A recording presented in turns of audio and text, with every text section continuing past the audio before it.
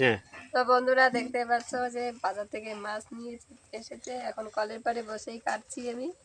তো মাছটা খেতে কেমন হবে কমেন্ট করে বলবে। তো একটা কেটেছি আর একটা এখনো কাটা হয়নি, ভাবলাম তোমাদের সঙ্গে একটু শেয়ার করি।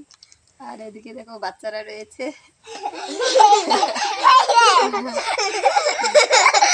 তো এগুলা আরশির বান্ধবী। তো চলো মাছটা কেটে নিই, রান্না করবো, তো তারপরে আবার শেয়ার করবো। চলো তোমাদেরকে বলেছিলাম যে রান্না করব তখন শেয়ার করব, তো শেয়ারটাতে এইভাবে করতে হবে ভাবিনি, কারণ এখানে বাইরে রান্না করছি, ভাত বসিয়েছি, ঠিক ওই সময়টাই গ্যাস শেষ হয়ে গেছে। এখানে দেখো তাই ইট পেতে রান্না করছি, কি দিয়ে দেখো।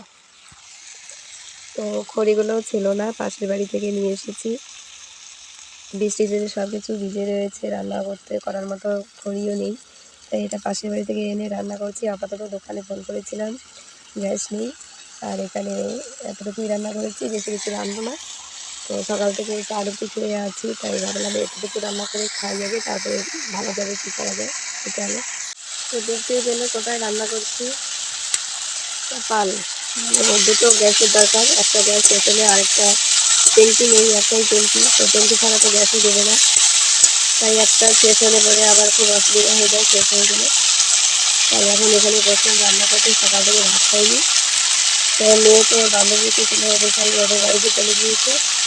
তো আমি রান্নাটা করে তারপরে ওকে যাবো রান্না।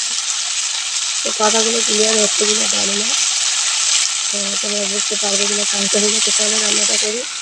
ঠিক আছে, বলে না।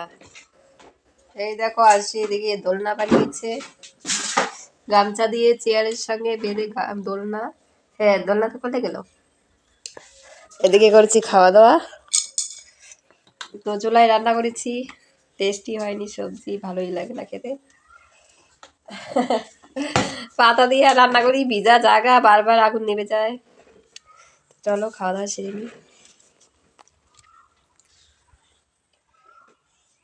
তো বন্ধুরা মাঠে এসেছি ঘাস কাটার জন্য, গরুর জন্য। তো এই দেখো কাছে নিয়ে এসেছি। এদিকে এ তো জানো আমার পিছন ছাড়ে না, আমার পিছু পিছু চলে আসে, ব্যাগ বই সব নিয়ে চলে এসেছে। আর এসেছি মাঠে, দেখো পাট খাটটা কিছুদিন আগে দেখিয়েছিলাম কেমন ছিল, এখন কেমন হয়েছে। তো বড় বড় হয়ে গেছে এখন। আর এদিকে দেখো ভুট্টা ভেঙে গাছে ঝুলিয়ে রেখেছি। তো ভেঙে যে গাড়ি দিয়ে ডাঙাবো, প্রচণ্ড বৃষ্টি হচ্ছে, রোদ নেই, কীভাবে কী করবো, তার জন্য এখনও গাছে রয়েছে। তো চলো ফটাফট ঘাস কেটে নিই, কী করবো, গরুগুলো না খেয়ে যাচ্ছে, গরুকে খাবার না দিলে দুধ হবে না, দুধ না হলে আবার আমাদের চলে না। তো চলো।